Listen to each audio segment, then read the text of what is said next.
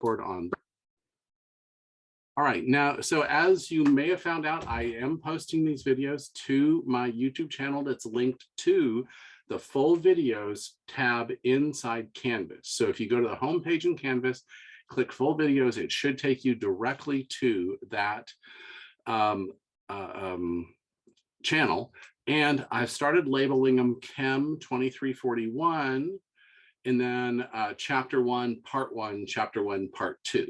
So you'll be able to see which one, and then there should also be a date associated with each of those, and that's our class day here. So you should be able to find those. Can somebody please write something in the chat to make sure I can see questions in the chat? All right, great. Thank you very much. Perfect. Good morning. Good morning. Okay, so the first thing I want to do is make sure that you have gotten an email or you've registered for your SI sessions. You should get an email sometime this week. Okay, that'll have the session you should try to attend every week if possible. If you can't, contact Dylan, and you can do up to 2 per week if you need to catch up. Or if you have to switch it for one time only, that'd be great. He can actually help you with that, getting you to a class that's not overly full. Again, if the class gets overly full, first, those who are supposed to be there are guaranteed a seat. Those who have to come for extra is important. But it's good if you do miss something early on, go ahead and get that taken care of earlier than later, because that way you can make your 11 sessions in, 10 sessions in. Okay. Hector, do you have a question? You're unmuted now, so. No, sorry about that. Okay, no problem. If you have a question, that's great. But all right. So, okay, so do the SI sessions start this week? I believe they do. You should get an email confirming your SI session, your weekly SI session, and that email should have when they start. I believe it's this week. They do start probably by Wednesday, and then they will definitely be going full force by next week. Okay. All right. So what we're going to do is we're going to continue on. We have about 86 of us so far. I'm going to go ahead and share my screen with my iPad here. And then I have to do that. There we go. And so here's where we stopped yesterday. Last Friday, was with these ionic bonds and the idea of filling up those electronic orbitals from the bottom up. And we want them either half full, which would only be maybe 4 electrons, completely full, which is 8 electrons. That's our octet rule for most of our compounds we're going to talk about. Or completely empty. And so we saw that in the ionic structure, we could actually get to completely empty by losing an electron and giving us a full octet. And we could gain an electron. This is missing 1 electron. We can gain 1 electron to get a full octet. Now, again, this happens when one has a higher electrophilicity or nucleophilicity, wants to have electrons more than the other compound. And that difference in electronegativity, is greater than 2. Again, those are arbitrary units. If they're greater than 2, it's going to be an ionic bond. But what if they're less than 2? What if they're less than 2? If we look at our scale here, we have a lot of things that are really close together. And the rule of thumb is if they're within about 3 to 5 of each other, they're probably going to form covalent bonds. If they're much further than 5 apart, they're going to probably form ionic bonds. Okay, so that means if we have carbon and aluminum, that's going to form a covalent bond. It's not equal, but it'll form a covalent polar bond. And so carbon and nitrogen is going to form a covalent bond, non-polar, because it's 0.5 apart. So that's how we can look at this table and kind of identify whether or not we're going to have a covalent bond or an ionic bond. But look, almost all of these here are going to form some kind of covalent bond. All right, so let's talk about covalent bonds and why they're different than ionic bonds. In the structure of covalent bonds, we are sharing the electrons between the 2 atoms, not necessarily equally, but we're sharing, which means the electrons that are shared count toward that atom's octet. Okay, which means when we have all of our covalent bonds and no charges, we should have a total of 8 electrons around most atoms or 2 electrons around hydrogen. Okay, so now that we know what a covalent bond is, let's talk about how that combines to give us molecules that give us those covalently bound materials that, and how to structure those such that we know we have the correct number of electrons.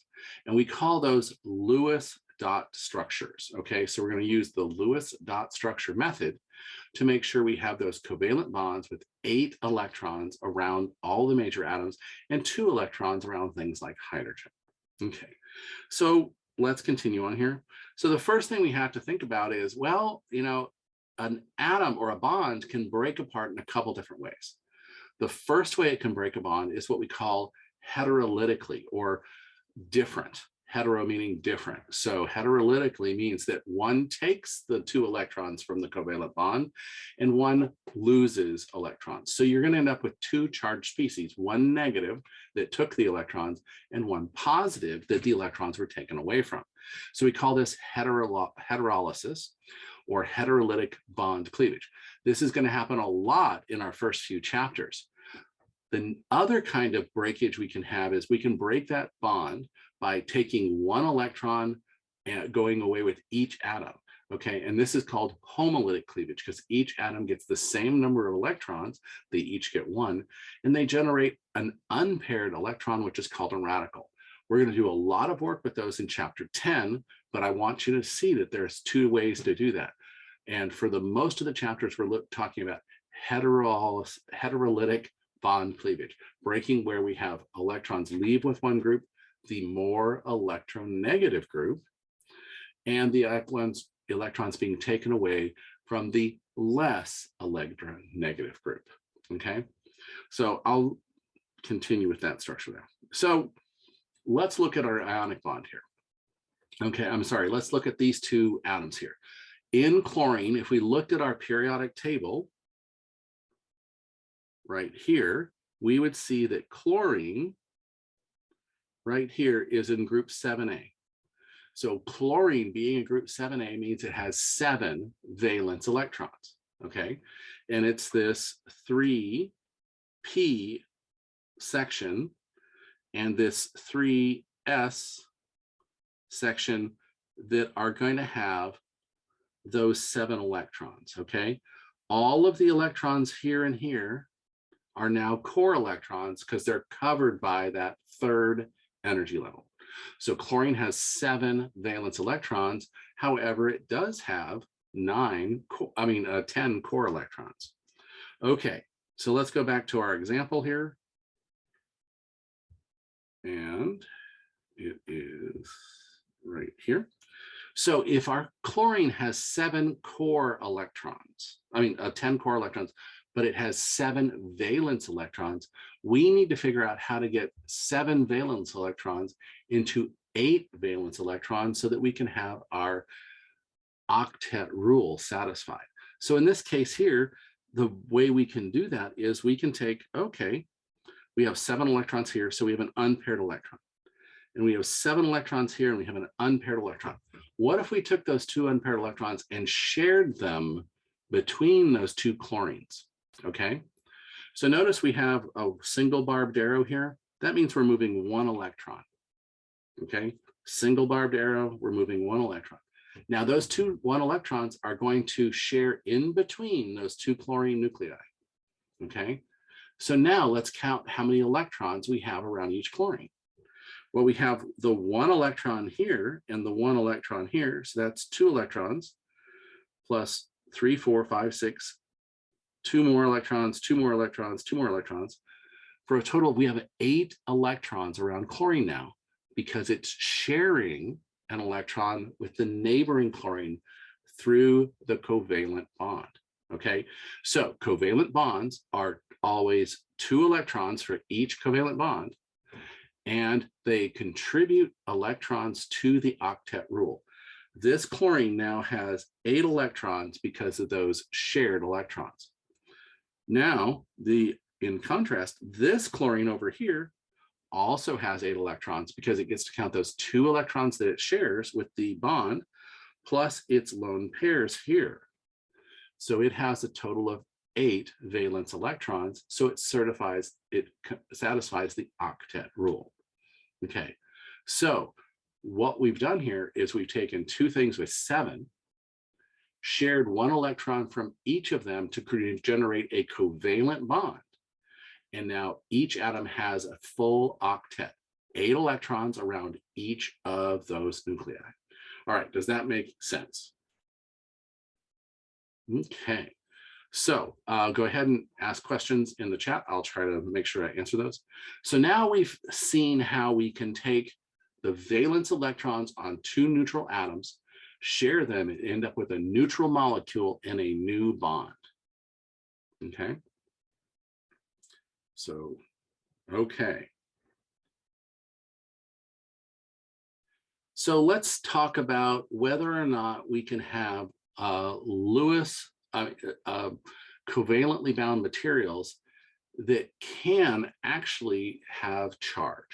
Okay, so let's take, for example, ammonia. Now, in the example of the ammonium ion, I'm going to go here. We have a nitrogen in the middle.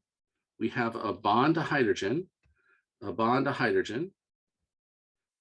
Actually, I'm going to write this as a tetrahedral. So what we have here is this hydrogen, this nitrogen, and this hydrogen are all in the plane of the paper. Okay. So this hydrogen is sticking behind the paper. That's why the dashed wedge, so it's behind. And this wedge right here is a solid wedge. It's sticking out at us. So I've demonstrated 3-dimensionality in this. Okay, I have a question here. Are electrons shared evenly, especially between the 2? All right, let me answer that question. If they're shared equally, meaning both elements have the same electronegativity, then yes, that is a non-polar covalent bond. If they have different electronegativities and the difference is greater than 0.5, then you have a polar covalent bond. So that answers Joey's question. Which elements follow the octet rule? Almost all of the nonmetals, except for boron, tend to follow the octet rule, and hydrogen. Hydrogen only has 2 places for electrons because it only has that 1 energy shell. Okay. So let's see. Let's have this structure here. And it turns out that this nitrogen has a positive charge on it. But let's see if it follows the octet rule here. Okay, so in this sigma bond, we have 2 electrons. In this, this sigma bond, we have 2 electrons. In this, oops, didn't change color there. In this bond, we have 2 electrons. And in this last bond here, we have 2 electrons. So that means we have a total of 8 electrons around nitrogen, okay? Because each of those electrons in those bonds counts toward the octet, okay? Now let's look at hydrogen just temporarily here. We have 2 electrons now because of the shared electrons in that covalent bond. So each of the hydrogens has 2 electrons in it, meaning the hydrogens have filled their 2 electrons orbital shell, and so they're very happy too. Okay, now the only problem with this is we actually had nitrogen is in group 5A, which means it only had 5 electrons to share. And that's where our charge of this ion will come out. But I'm not going to tell you how to calculate that just yet. I just wanted to show you that we can have things with charge that still have covalent bonds. Okay, so this is not this, none of these bonds are ionic, all of these bonds are covalent. However, if it bonds to something negative, it will form an ionic bond. So that's the difference between covalent bonds, shared electrons, ionic bonds, charge, and opposite charge. Okay, questions on that? Okay. So let's go on to talk about what we call Lewis dot structures. So Lewis dot structures is a great way to start learning about where the electrons are coming from and how many electrons are being shared. Okay, it'll also end up telling us whether or not there is a charge on one of the atoms in the system. So those are the three things we're going to learn. So the first thing we need to know is how many valence electrons the neutral atom has, and then how to draw them all together such that we have the correct number of covalent bonds and the correct number of remaining electrons. Okay, so the first thing we want to look at is, of course, our valence electrons. And where do we find our valence electrons? On page 28, we find our valence electrons on the periodic table. So you don't have to remember all the elements. All you need to do is look at your periodic table. 1 valence electron all the way in this row, 2 valence electrons in that row, 3, 4, 5, 6 valence electrons in this row. So that's where we find the number of valence electrons in our neutral molecule. And of course, if we have a negative charge, we have to add electrons. If we have a positive charge, we have to take away electrons. So 28, there we go. Okay, so if the structure we're drawing is a negative ion, we need to add 1 electron for each negative charge in our original count. Okay, so we start with looking at our molecule and look at only the valence electrons. We count the number of valence electrons we have to make sure that we are using all the valence electrons to do bonding. We add or subtract electrons if we have a positive or negative charge. And then we draw the structure to give each atom the octet rule, or the configuration of a noble gas. We want octet on all of the larger atoms and 2 electrons on hydrogen. So let's try this using all 4 of these rules. Okay, so the rule is we need to figure out how many valence electrons are, whether or not there's charge, if where all the electrons are, and can we get every atom satisfied to either have 8 electrons or, in the case of hydrogen, 2. So let's start looking at this right here. So if we look at the periodic table, carbon is in A4. So what that means is carbon here has 4 valence electrons. Okay, so if we look at this hydrogen here, the hydrogen has 1 valence electron. Okay, and the bromine is in group 7A. So the bromine has 7 valence electrons. Okay, so that's the total number of valence electrons for each of those atoms. Okay, so how many total electrons do we have to deal with? Well, we have 1 carbon, so that's 4 electrons for the carbon.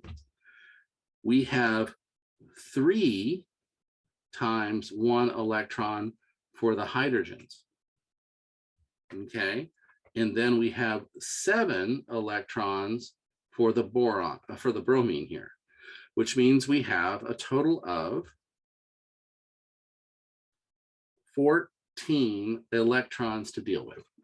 Okay, do we see where we have 4, 5, 6, 7 for the hydrogens, and then 7 more for here? So we have to have 14 electrons in our Lewis dot structure.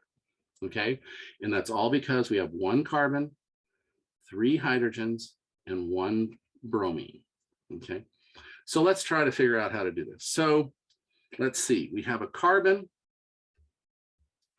and it has 4 electrons around it. So I'm just going to put 4 electrons around carbon. And then we have hydrogen over here, and each hydrogen has 1 electron, and the bromine has 7 electrons. So how do we put 7 electrons in there? Okay, now notice that I paired up electrons over here. There's 1, 2, 3 electron pairs here. Okay, because remember, when we fill an orbital, we get them paired up. So that's why there's pairs of electrons, and the odd electron is out. Now, I didn't do that with the carbon. And the reason I didn't do that with the carbon is carbon wants to bond 4 times. So I spread those electrons out to see if we can bond them all, okay? So the next thing we do is we take 2 electrons between 2 different nuclei and we make a bond, a covalent bond. So what I'm going to do is I'm going to draw a line between these 2 electrons. That line represents a covalent bond and it also represents 2 electrons, okay? So I'm going to draw another covalent bond here and another covalent bond here. So now we've shared all of those electrons, but now we have one more covalent bond to draw because we have one other unpaired electron. So now let's look what we have. We have 2 electrons here. I'm sorry, electrons. We have 2 electrons here. We have 2 electrons here. We have 2 electrons here. So that's 8, 9, 10, 11, 12, 13, 14. We have 14 electrons configured in our system. Now, if we went and looked back at how many liquid electrons we had to deal with, we had 14. Okay, now let's look and see if each atom has its octet, or in the case of hydrogen, has 2 electrons. So I'm going to draw a circle around the hydrogen electrons. So these 2 electrons are shared with this hydrogen, so it has 2 electrons. It's happy. This hydrogen has 2 electrons, so it's happy. This hydrogen has 2 electrons, it's happy. All right, so all the hydrogens are done. So now let's look at the bromine, okay? So in the case of the bromine, we have 1, 2, 3, 4, 5, 6, and then this bond represents 2 electrons, 7, 8. Bromine has 8 electrons around it. That satisfies its octet. So it's done. Okay, so now let's look at the carbon. We get to count these 2 electrons because it's a sigma, it's a bond. We get to count these 2 electrons because it's a bond. We get to count these 2 electrons because it's a bond. And we get to count these 2 electrons. So we have 2, 4, 6, 8. Carbon has 8 electrons around it, satisfying its octet rule. Okay, so do we see why we want to put the number of electrons we have with each element based on its row in the periodic table, and then try to make as many sigma bonds as needed, as many single bonds as needed to create each atom having its octet or 2 hydrogens for 2 electrons for hydrogen. Questions on that? Okay, so this is the fundamental building block of how we're going to identify how a molecule fits together. Okay, so let's do that again. I think a lot of practice in this just for our first couple times. And let's look at this again. I'm going to try to be consistent. We have carbon and we have 1 carbon, and we know it's in group 4 by looking at the periodic table, which means we have 4 carbon electrons to deal with. Okay, so let's look at hydrogen here. Hydrogen, we have 5 hydrogens. Each hydrogen has 1 electron, but the total of the 5 hydrogens is 5 electrons. Okay, now let's look at the nitrogen here. Nitrogen here. Nitrogen is in group 5A. 5A, which means it has 5 valence electrons. So we're going to put 5 electrons here. So that means we're dealing with 14 electrons again. So does that mean it's going to bond exactly like it did in the other one? Maybe, maybe not, but we have the same number of electrons. So let's try to figure out how to squeeze them all together. Okay, so in the case of that, we have our carbon, and it has the 4 valence electrons. And we have hydrogen, which has 1 valence electron, and we have 5 of them. So let's just put 5 of them there. And then we have nitrogen, which has 1, 2, 3, 4, 5 electrons in it. So carbon had 4, nitrogen had 5, and each of the hydrogens have 1. Okay, now let's start building these together. So one of the first things we want to do is think about, how many bonds does carbon have? Well, it has 4. So let's go ahead and try to make those happen. So I'm going to say we're going to take this electron and this electron to make a single bond, a new bond, covalent bond. We're going to take this electron and that electron to make a covalent bond, this electron and that electron to make a covalent bond. Now, I could draw another covalent bond to this hydrogen, but the problem is then not all of our atoms would be connected together. I have to connect to the nitrogen somehow. So what I'm going to do is I'm going to take these two electrons right here and bind those together to make a bond. So let's do that now so that we can just make sure we know where all of those electrons are. We're going to make those 4 covalent bonds now. 1 covalent bond, 2 covalent bonds, 3 covalent bonds, 4 covalent bonds. Each of those bonds counts as 2 electrons. That means we have 8 electrons around carbon. It's done. We have 2 electrons around each hydrogen. These 3 hydrogens are done. We have to worry about the last ones. Okay, so nitrogen had 5 valence electrons. It's already sharing 1 electron with carbon. So it has 1, 2, 3, 4, 5, 6 electrons around it. It needs 2 more electrons. So how are we going to do that? Well, I think we're going to share this one with this one and this one with this one and create 2 more covalent bonds. So I'm going to draw that there with hydrogen, and I'm going to draw that there with hydrogen. So let's see how many electrons we ended up with at the end of this. So we have a hydrogen here. So in hydrogen, in this nitrogen, we have 2 electrons for this bond, 2 electrons for that bond, 2 electrons for this bond, and look, a lone pair. The nitrogen has 8 electrons around it. The carbon has 8 electrons around it. The nitrogen has 8 electrons around it. Each of the hydrogens has 2 because of those covalent bonds. Okay, so we see how to use those valence electrons and then try to figure out how to get as many things having their octet and has nitrogens having just 2 electrons.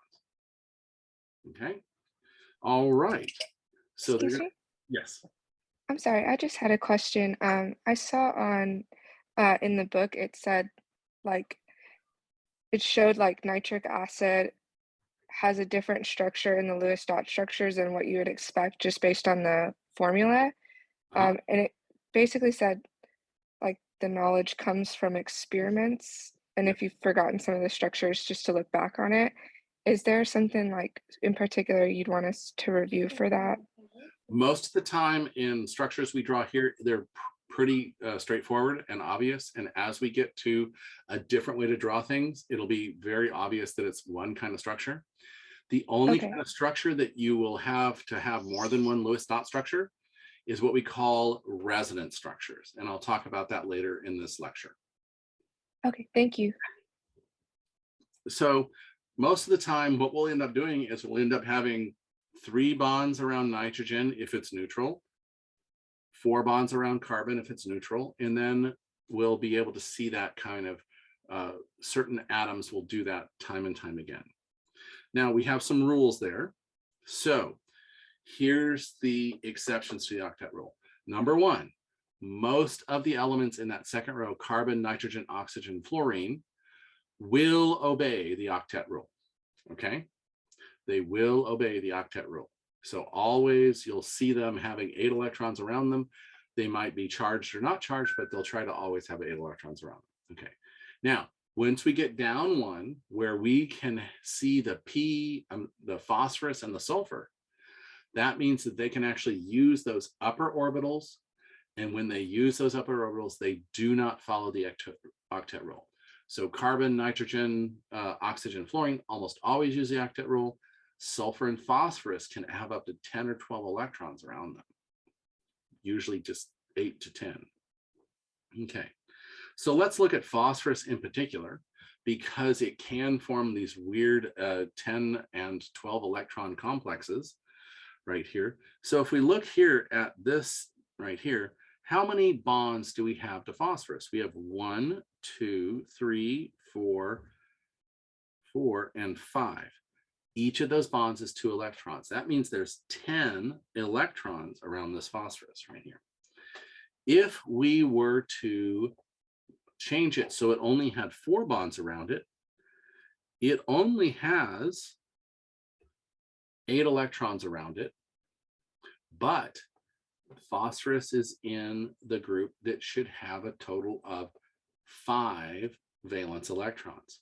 So if it doesn't have that bond, it had to lose an electron somewhere, and that means it has a positive charge. So phosphorus is in the group 5A, 5 valence electrons, and in this case here, it used all 5 electrons to make a neutral species. If it only bonds 4 times, it's got a positive charge, and if it bonds 6 times, it has a negative charge. So this has a total of 12 electrons around it with a total of a negative charge.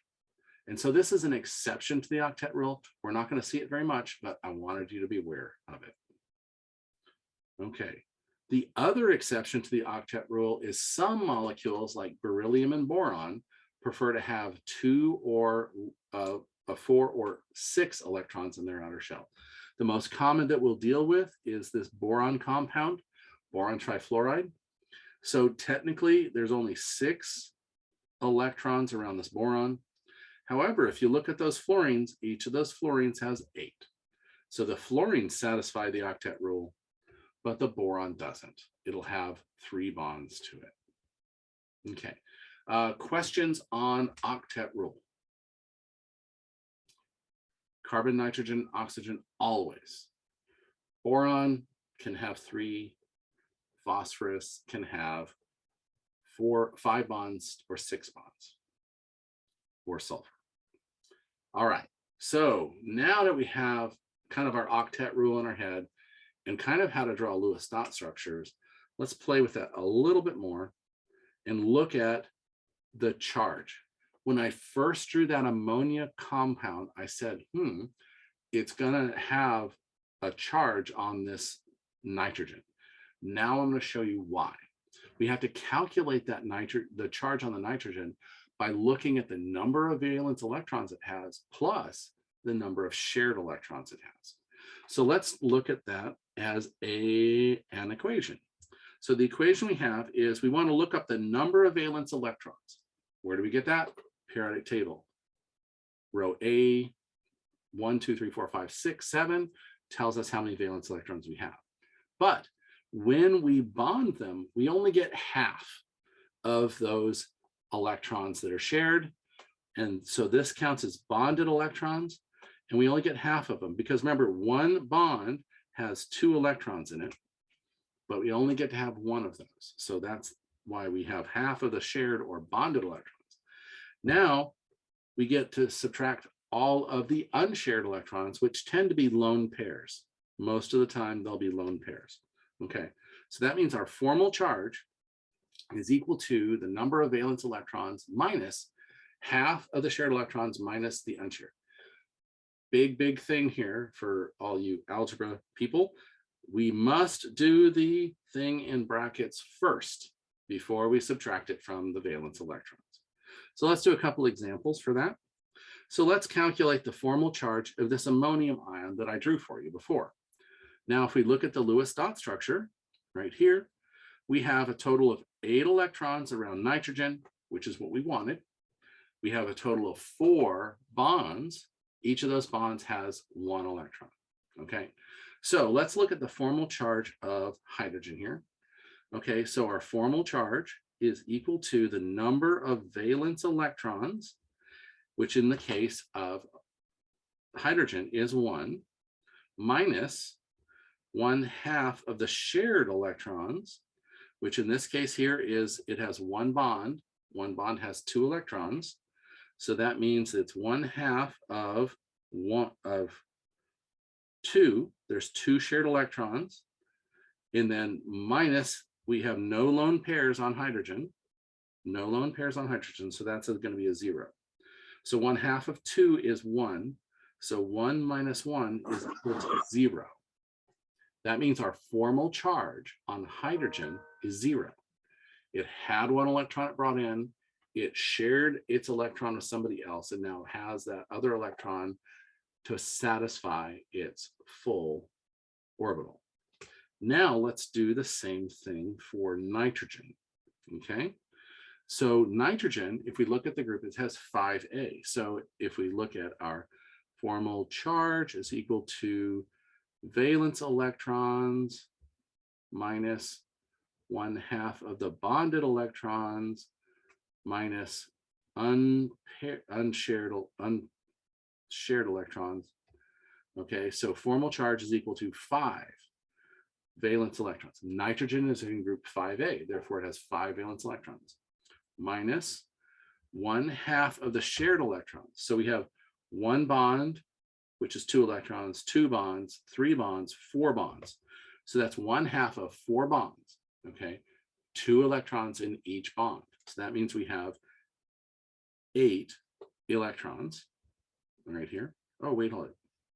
We need to do the rest of our things. Do we have any unshared electrons here? Do we have any lone pairs? No, so that's going to be minus 0 right here.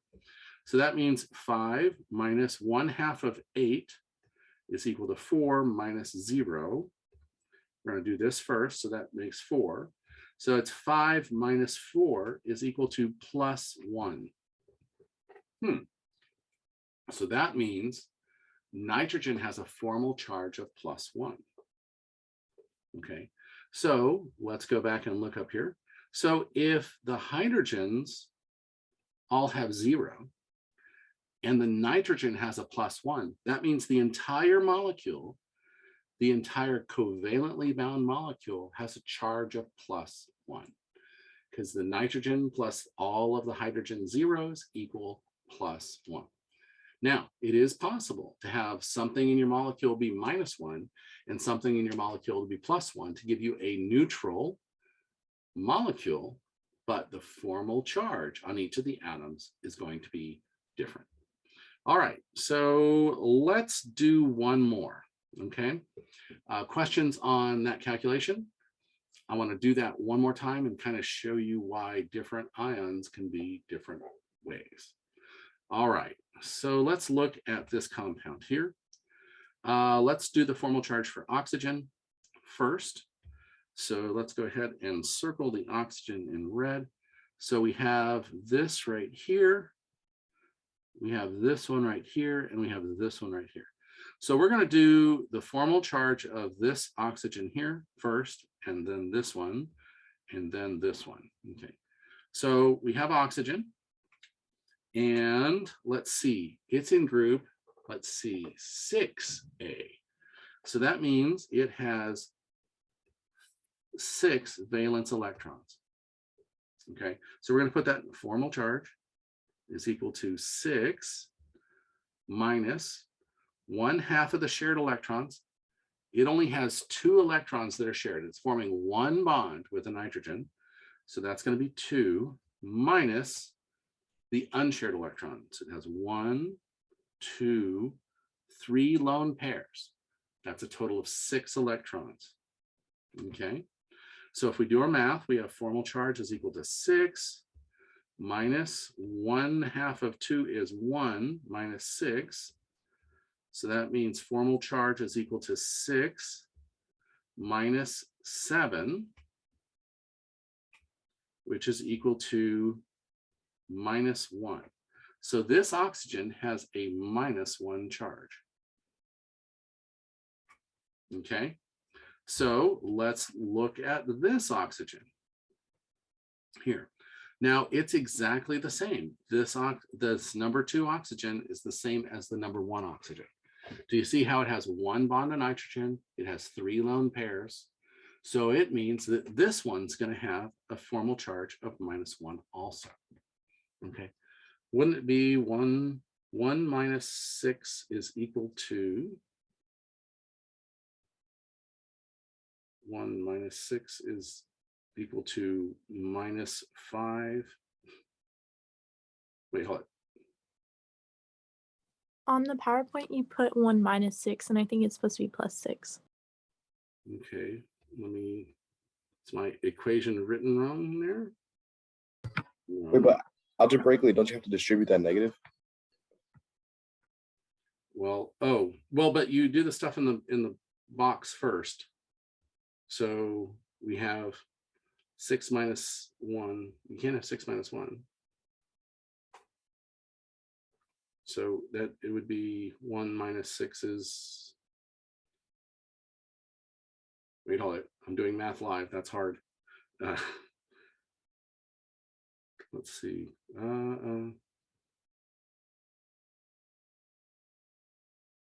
It should be plus 1. So wait, 6 minus 1, it gives me a minus. 1 minus 6 is going to give me a negative 5. That can't be right. So because negative 5 would be plus 5 would be plus So 11. when it beats 6 plus 5, and then you'd get 11 or something? Yeah, I can't get 11 because the formal charge has to be a minus 1.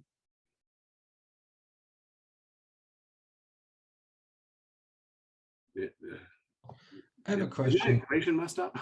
So I learned how to do it a different way. I learned how to do formal charge by doing number of valence electrons minus all unshared electrons plus 1/2 of all shared electrons instead of doing subtraction. So this is over here and then plus. So my total number in here would be a 7, a positive 7. Okay, I don't know why my equation is not working, but I know that the answer right here is 7. 7 minus 6 is equal to 1. So that has to be a plus. That has to be a plus then.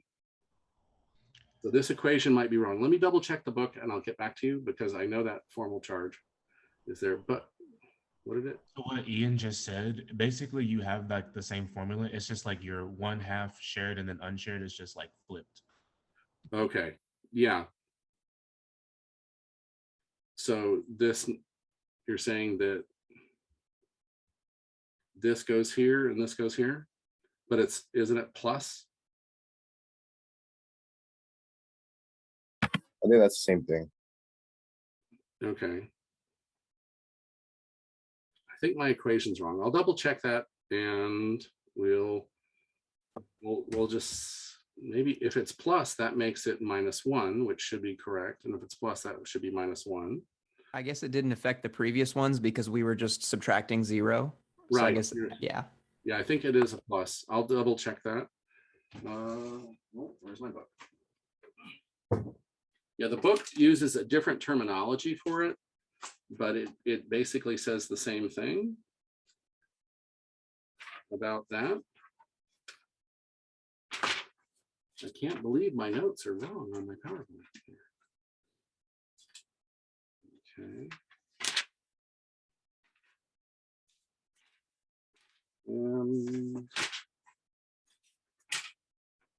I will double check that equation and put that in the announcements. Okay, I think it's a plus now. So let's go ahead and look at the next one and see if the plus works for that one as well. So let's do the charge of the remaining oxygen here and use let's see, we have a total of oxygen has a total of, let's see, formal charge is equal to 6 valence electrons because it's in group 6A minus the bracket of 1/2. Notice in this option here, we have a total of 2 pairs of shared electrons. So that means we have a total of 4 shared electrons. So 1/2 of 4 would be in our equation here, 1/2 of 4 plus the unshared electrons. 1, 2, 3 pairs. So that's going to be a total of 6 electrons. 6 electrons, but it's not plus, it's going to be minus there also. Gosh, maybe they are reversed. Let me see. So this would give us 6 minus 2 minus 6 is going to give us a minus 4. So yeah, I think you're right. I think these two are swapped. So it'd be 6 minus 2, which would give us 6 minus 4, which would give us a plus 2. Okay, so that would give us a plus 2. Each of these oxygens is a minus 1. If we switch these to 6 minus 1 is going to be 5 minus 6 is equal to plus 1. And let's do the nitrogen with that inverted order and see what we do. Let's see, nitrogen is going to group 5A, so that means it has 5 valence electrons minus. Let's see, it has 0 lone pairs minus 1/2 of the shared, which is 1, 2, 3, 4, 5, 6, 7, 8. So that's 8 electrons. So that's 5 minus 4 is equal to plus 1. So we have plus 1, we have plus 2, and we have minus 2 to give us, it doesn't work out. It's supposed to be a minus 1. But this nitrogen is going to be a minus 1. So I don't know what's wrong with my equation. It is not the way it's working out the way it's supposed to. All right. It says minus here, but there's no shared electrons. 0 plus 2 times 0.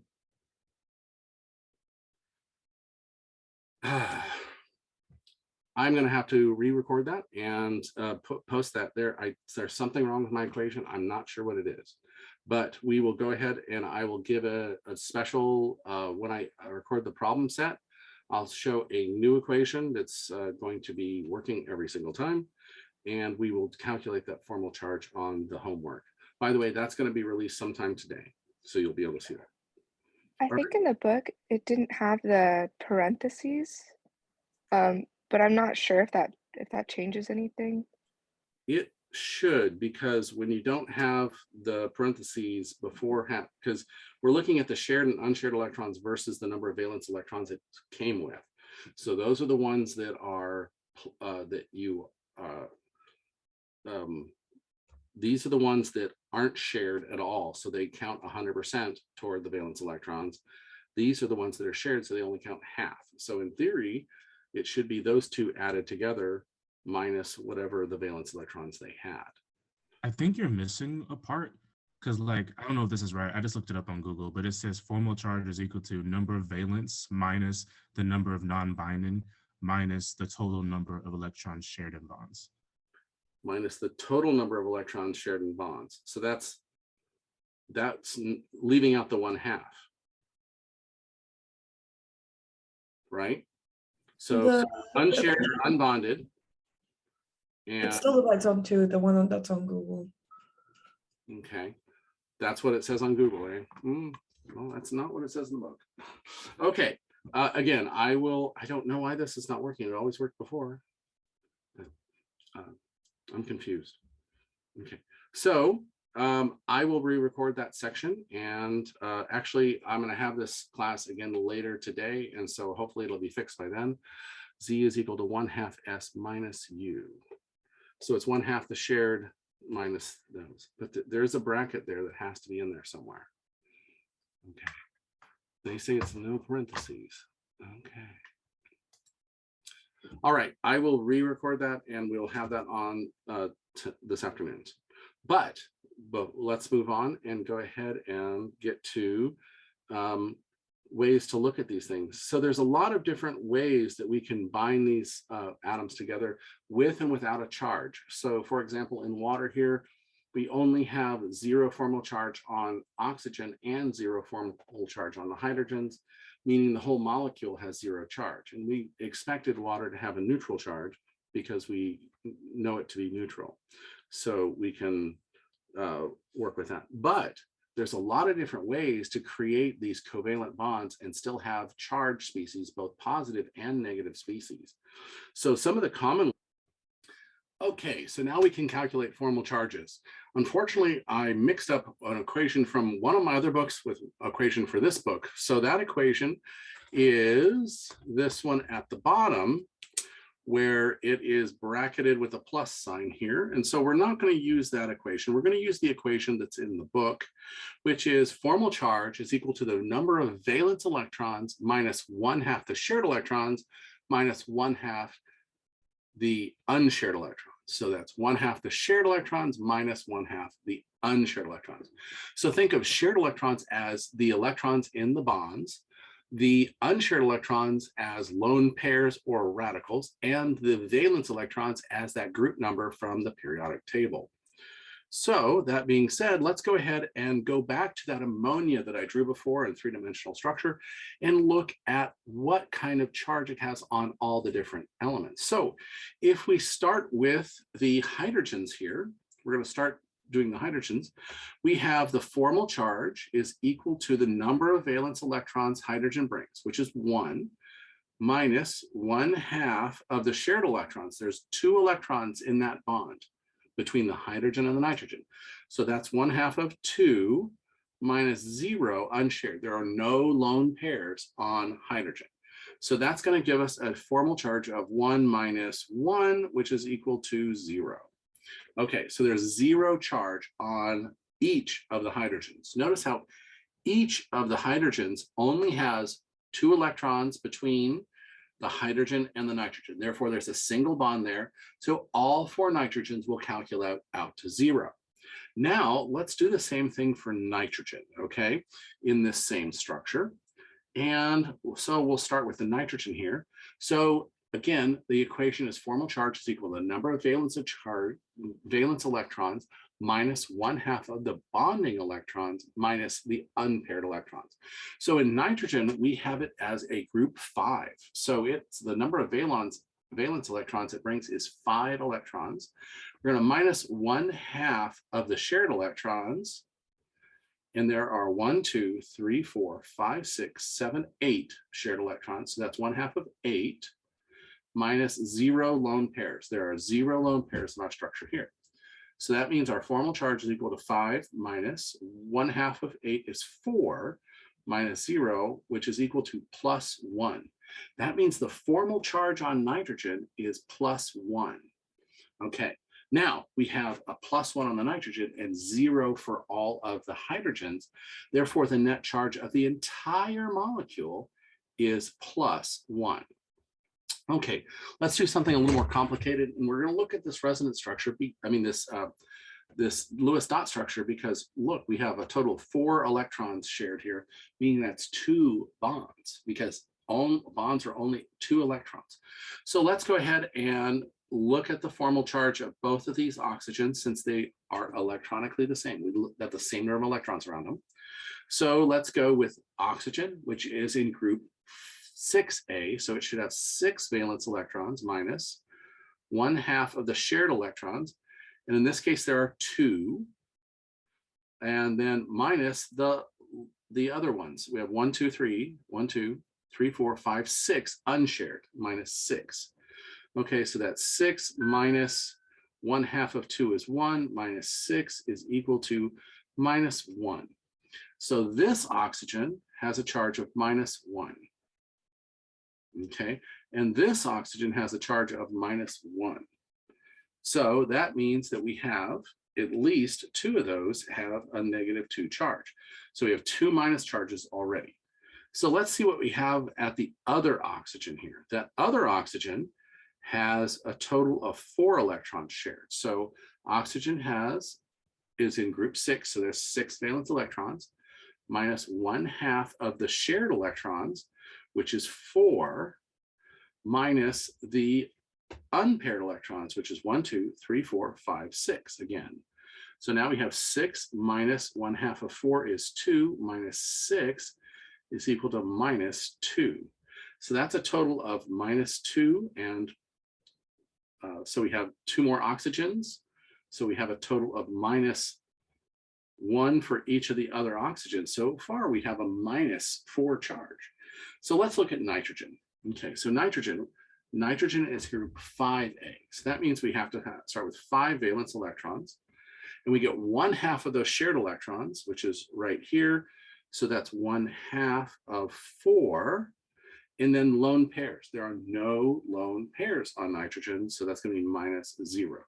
So we have 5 minus 1/2 of 4, which is 2, which equals 2. So we have 5 minus 2. So that means nitrogen has a +3. Okay, so nitrogen has +3. Oxygen that's bonded doubly to nitrogen has a -2. And the 2 other oxygen has -2. So that's going to be a total of -4 for the oxygens, -4 for the oxygens, +3 for the nitrogen, giving us a net charge of -1. So notice there's a -1 here. So even though each of those species is charged, most of them cancel out, and we're left with an ion of -1. Okay, so let's do that and double check our calculations on water here. We have hydrogen here, and oops, where'd it go? We have a hydrogen here, and it has 1 valence electron. We get 1/2 of the 2 electrons in the bond, and we have 0 lone pairs. So the charge on hydrogen is 0. Let's look at that for oxygen as well. In oxygen right here, we have 6 electrons minus 1/2 of the shared electrons, which is 1, 2, 3, 4, 4, minus, we have 4 electrons here. So we have 6 minus 2 minus 4, which is equal to 0. So oxygen has a 0 charge as well. So that means we have 0 plus 0 plus 0 is equal to 0. It's a neutral molecule. Okay, so in addition to calculating the formal charges, there are some very common ones that we can see from time to time again. And those are summarized on this chart. Ones that we'll see following our rules, including our octet rule and our things that disobey the octet rule. We have things like things in group A. It brings 3 electrons to the party. And so that means when it bonds 3 times, it has a formal charge of 0. Okay, but when it bonds that 4th time, it has an extra electron, an extra shared electron, giving it a charge of -1. But we can do that in group 4A as well. Most of the time, we're going to see carbon with 4 bonds on it. Okay, it wants 4 bonds. If it doesn't have 4 bonds, that means there's probably an empty orbital or a full orbital. If there's an empty orbital, it's going to have a +1 charge. And we're going to talk about those empty orbitals in the future. But if it has a lone pair, meaning it has that full orbital there, it has 1 extra electron, and it's a negatively charged carbon. So carbon can have 4 bonds, or positive charge with 3 bonds, or negative charge with 3 bonds, all by how many electrons were added to the system. Now in nitrogen, which is in group 5A, it brings 5 electrons to the party. So that means we want 3 bonds plus a lone pair, 3 bonds plus a lone pair, 3 bonds plus a lone pair. If we don't have 3 bonds plus a lone pair, then we're going to have a charged species. So that means when nitrogen has 4 bonds to it, it had to share that lone pair, giving it a positive charge. If it only has 2 bonds to it, then it has another full lone pair, giving it a negative charge. So we'll see that when nitrogen has 2 bonds, it's negatively charged. When nitrogen has 4 bonds, it's positively charged. Okay, so that's another way to look at it. In neutral state, carbon would have 4 bonds. If it only has 3, it's positively charged. Nitrogen should have 3 bonds. If it has 4 bonds, it's positively charged. Oxygen is in group 6A, meaning it brought 6 electrons. So it wants to bond 2 times and then have 2 lone pairs. Okay, so in neutral cases, it bonds 2 times and has 2 lone pairs. However, if it bonds 3 times, it's going to have a positive charge. If it bonds once, it's going to have a negative charge. Okay, so by following the electrons around, we should be able to see what the formal charges are on everything. And the halogens brought 7 electrons. They're in group 7A. So those 7 electrons usually want to bond with one more electron to give us our octet, to give us our neutral species. If it doesn't bond and has an electron on it, it's a negatively charged ion. If it does bond, we can actually get a positive charge on that halogen if it bonds twice. Okay, so look at the number of bonds it has and then get familiar with the idea of formal charges can be positive or negative for all of our group 2 elements.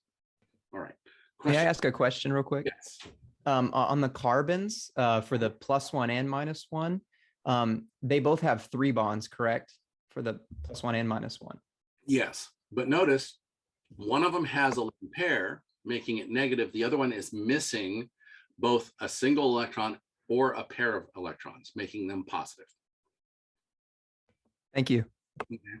So, you know, it wanted 4 electrons. If it only bonded 3 times and doesn't have that extra electron, it's going to be positive.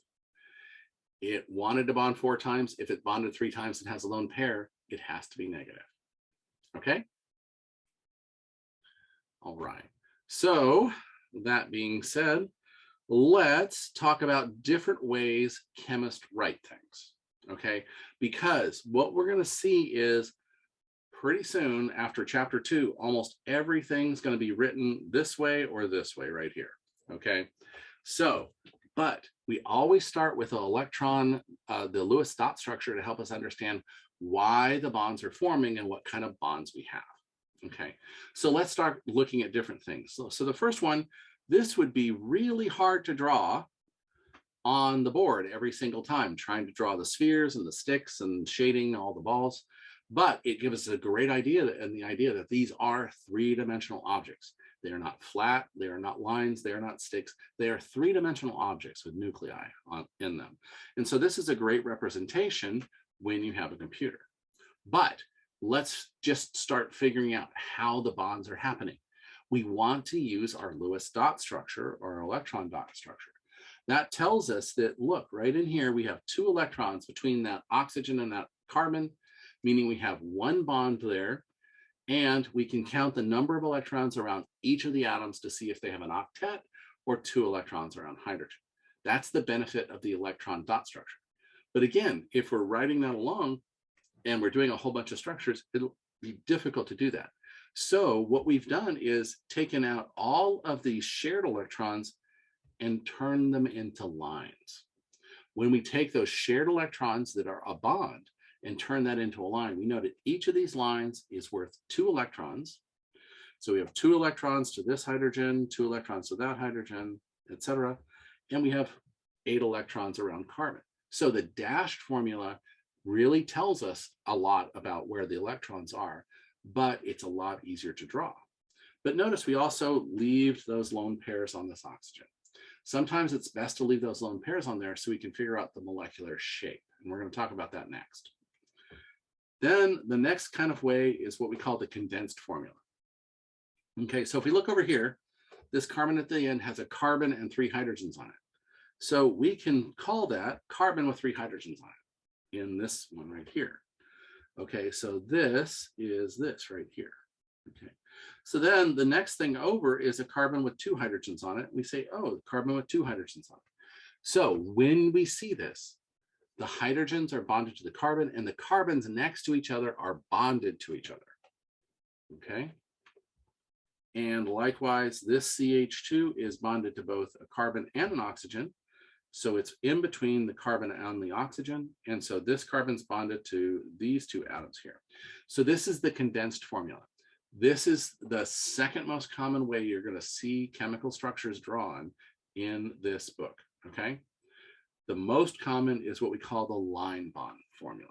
And in the line bond formula, we assume everything is carbon and hydrogen, and we show the bonds between the carbons as lines. And each of those angles represents where a carbon is, okay? So that means this is a CH3 because the end of the line represents a carbon, and we assume it's bonded, all the other bonds are hydrogen. This one right here is bonded to this carbon and that carbon. So it's basically This carbon right here is identical to this carbon here. It has 2 hydrogens on it, but it's bonded to 2 carbons. So this is the line bond drawing system that we'll be using for most of the structures we see in this semester. All right, so a little more about dashed formulas is that these dashed formulas tell us a lot about where the bond structures are between the carbons, carbon, carbon, carbon, carbon bonds right here. So let's say, okay, let's draw it this way. We have our CH3 here, CH2, CH2, and OH, okay? And let's say somebody on the other side of the room draws it this way. Who's right and who's wrong? Left side of the room drew the blue one, the right side of the room drew the green one. Oops, green one right here. Which one's right? Well, it turns out. Oh, go ahead. I was gonna say, aren't they both correct? They are both correct, okay? The only difference is the way you attach the atoms. All the atoms have the same types of bonds. And we have to think about that because these single bonds in between the different atoms have free rotation, meaning we can draw it as the blue one, the green one, or the red one, but look at the connections of all the atoms. All the connections are exactly the same. So any of these three are perfectly acceptable to draw, okay? They all have the same connection. So you got to make sure they have the same connections. So if we look at them a little more detail, they all have a CH3 group in them. They all have a CH bond with an OH, CH2 bond with an OH, CH2 bond with an OH. And then they all have this little teeny CH2 in between the two. So they're all identical formulas. So it doesn't really matter how you draw it as long as you have all the right types of bonds. Okay, so when we're converting from one to the other, you want to make sure that the bonds are in the right place. In other words, everything that has a condensed form has the carbon first, and then everything attached to it. And then the next carbon represents the next carbon in the chain. So let's look at that. Let's see if we look at this drawing right here, it's got a chlorine hanging off, okay? And so our first unit here, if we draw that again, we're gonna see our first unit is this CH3 and our, right here, but our second unit is the one with the chlorine on it. So how are we going to draw that in a condensed formula? Well, we have to do the first one as CH3, and then the second one as CHCl, and then the third one is going to be CH2. So what we're inferring here is that the carbon is bonded to the carbon is bonded to the carbon, and these 3 hydrogens are on that first carbon. The hydrogen and the chlorine are on the second carbon. And these 2 hydrogens are on the third carbon, and you just keep going out like that. The other way to ensure that you have your chlorine on the right carbon is to draw it down below like this. That ensures that that chlorine is bonded to that second carbon from the left, and that we can have that structure show up. But both of these are correct structures. Now, what if you are on a quiz and you see a condensed formula and you're not sure what to do? Draw it out in stick form. That way you'll see, oh, wait, hold it. It's going to react this way, or it's going to do this because it looks like a molecule I've already played with. Okay, let's show you that one more time with this alcohol here. This is isopropanol. So we're going to look at this middle section first. We have an OH and an H attached to a carbon. So how are we going to look at that in a condensed form? In condensed form, we're going to put the carbon first. So we have carbon and then the hydrogen second, and then the other thing bonded to it. Why is it in brackets?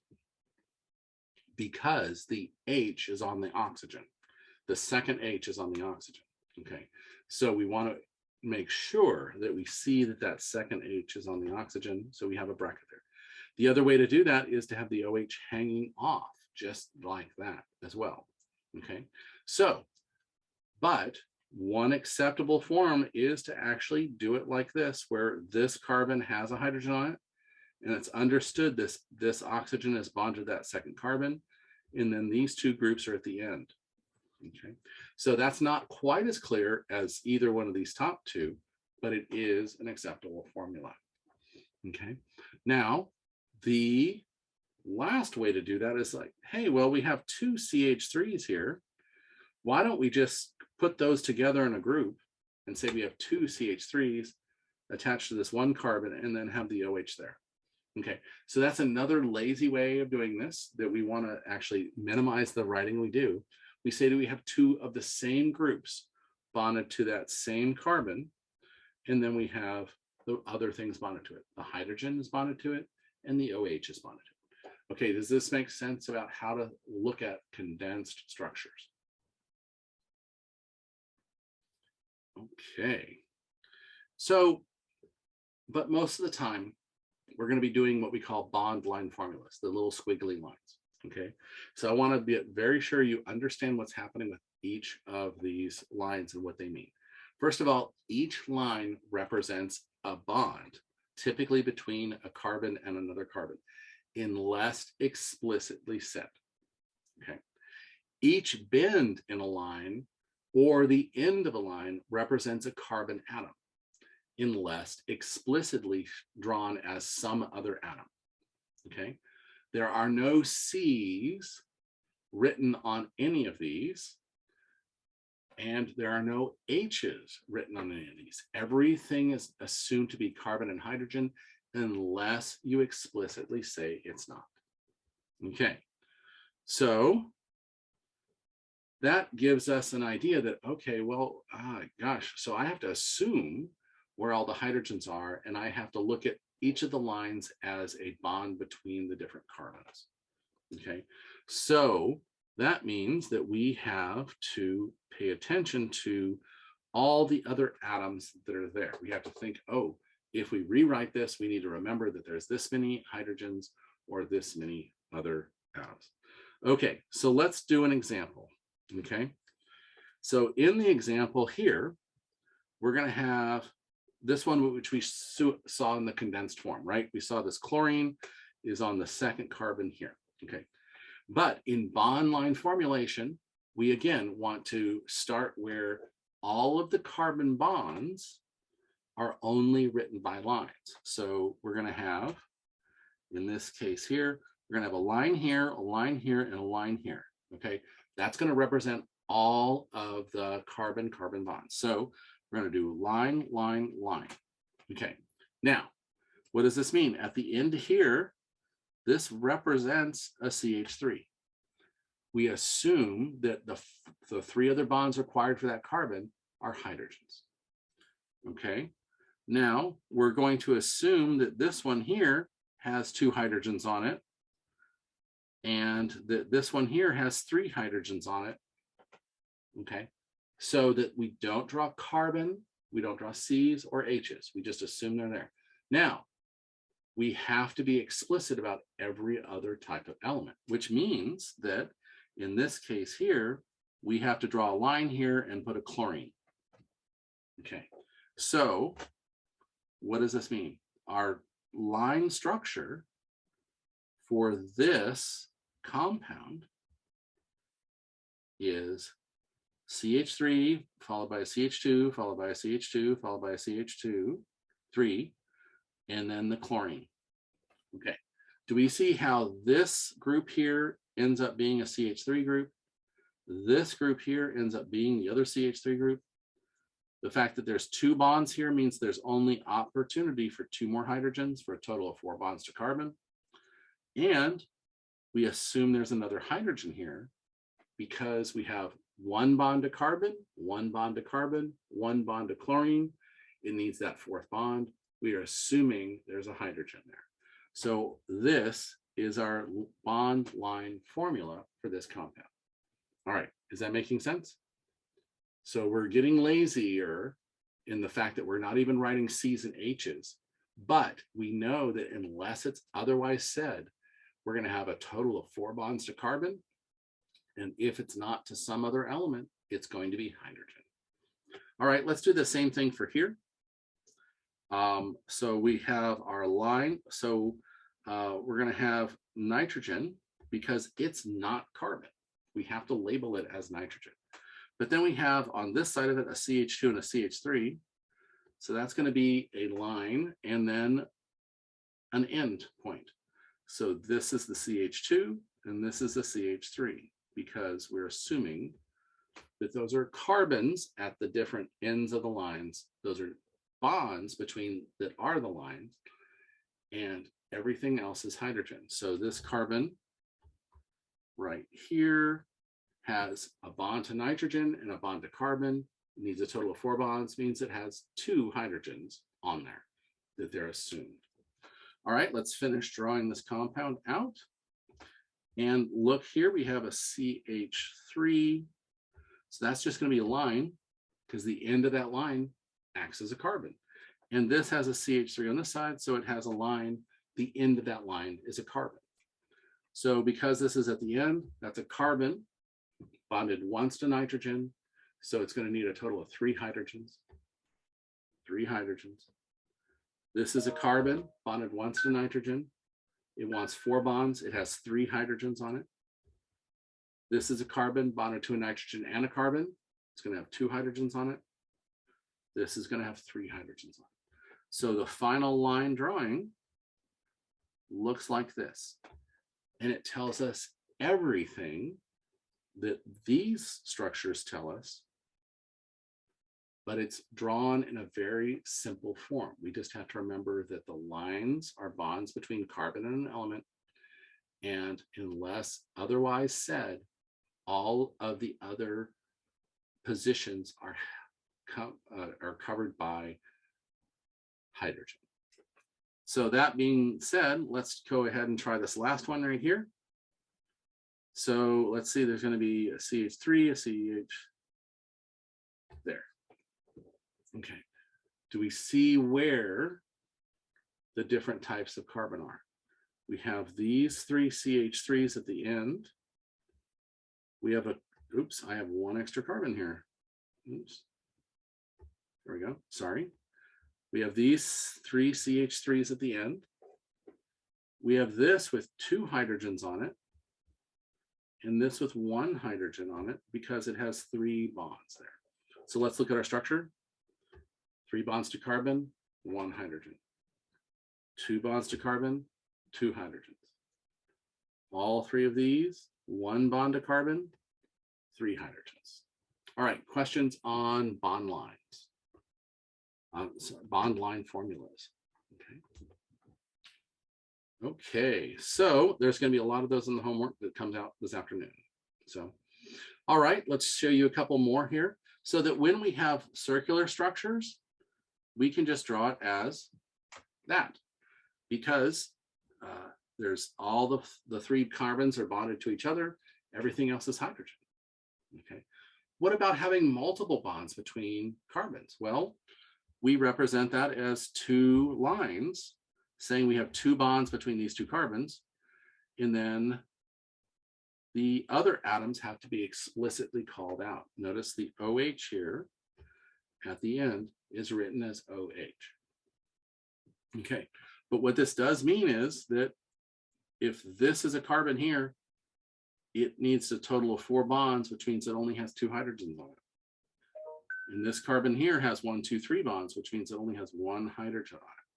So practice this a lot so that you can easily see where the different hydrogens show up, because we'll have to see where those are here soon. All right, so let's do this one too. So we have a long carbon backbone of 1, 2, 3, 4, 5 carbons. So we can do 1, 2, 3, 4, 5, 1, 2, 3, 4, 5 carbons. We have a double bond here because of this. And we have a methyl group there. Okay, so this is the line drawing for this structure here. We have a total of 4 bonds to carbon here, 3 bonds to carbon here, making there a hydrogen there. So we assume all the hydrogens are on there. Okay, do we see how to do this bond line formula. Okay, so let's try to figure out how to do this last one right here.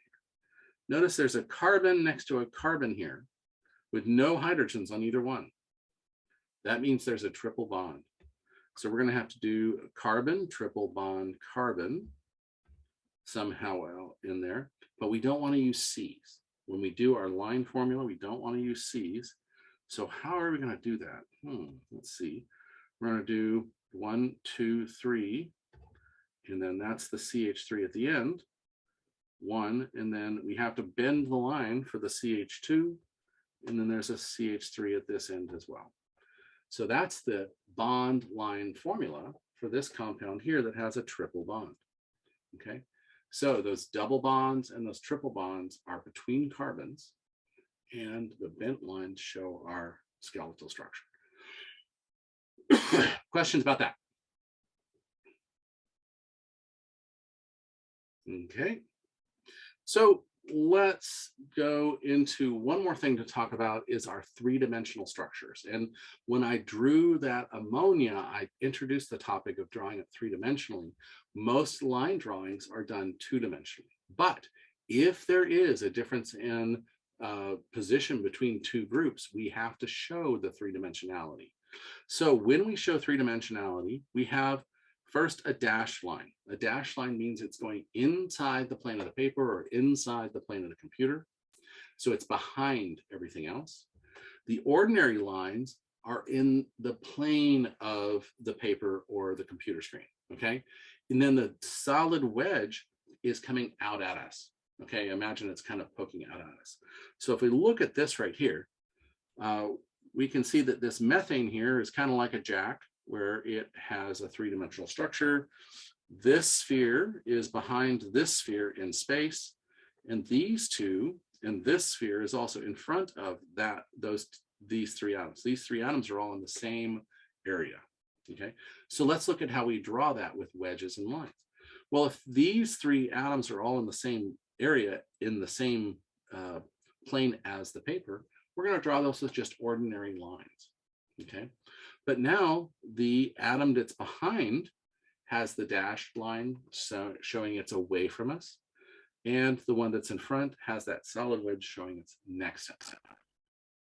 Okay, so that gives us an idea of the three-dimensionality, and this will become very important in chapter 5. Questions on that?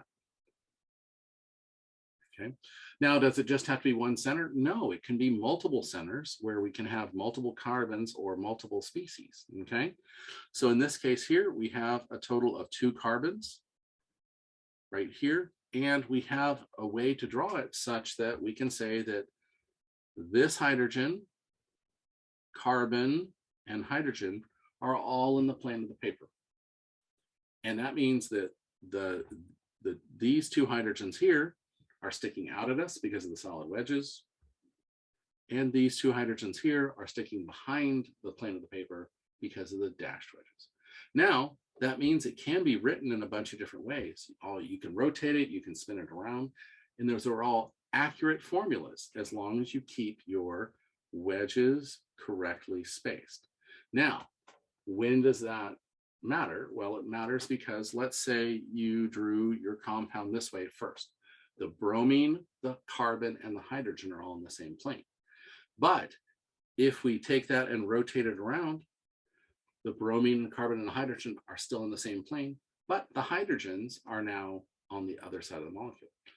Is one right or wrong? No, they represent the exact same molecule.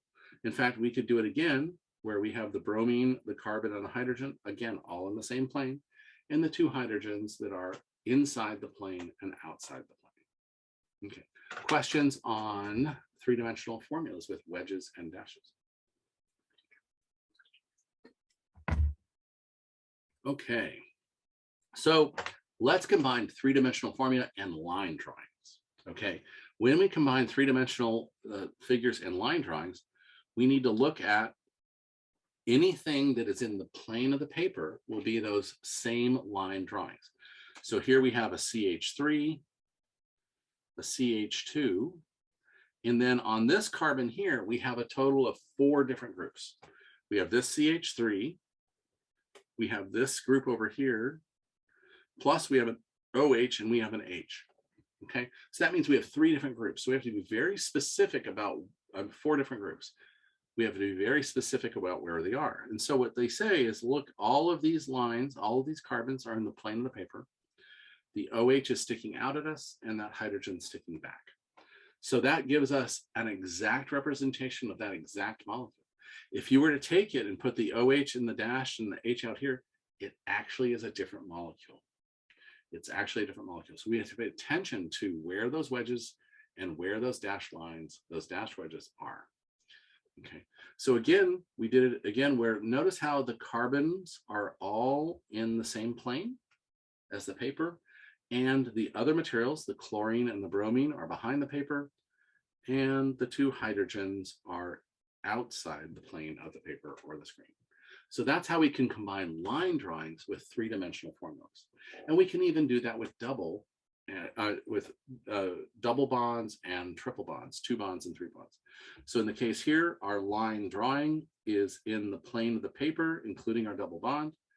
And then our 2 other groups are explicitly called out as being the NH2 being toward us and the hydrogen being away from us. And we can even do that with even triple bonds right here. The triple bond, notice the carbon chain is all in the plane of the paper, and the other groups are called out. Now we have an OH here, but remember there's 2 hydrogens here. And because the hydrogens are the same, we don't worry about it. We just assume they're equal. But notice we call out specifically the bromine is behind that of the hydrogen sticking out at us, and the bromine sticking behind.